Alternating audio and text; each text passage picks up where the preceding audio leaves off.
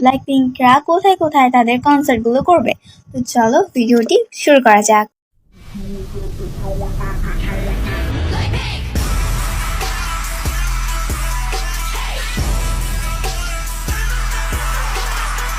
সর্বপ্রথম তারা গোয়ং সিটিতে মানে সাউথ কোরিয়ার গোয়ং সিটিতে কনসার্ট করবেন।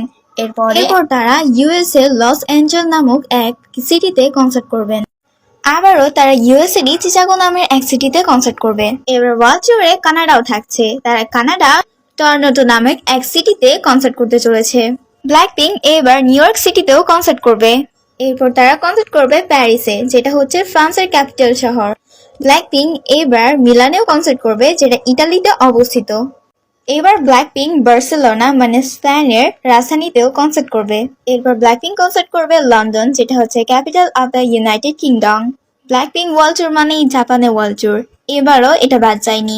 সব সময়ের মতনই এবারও জাপানের টোকিওতে ব্ল্যাকপিঙ্কের কনসার্ট হবে।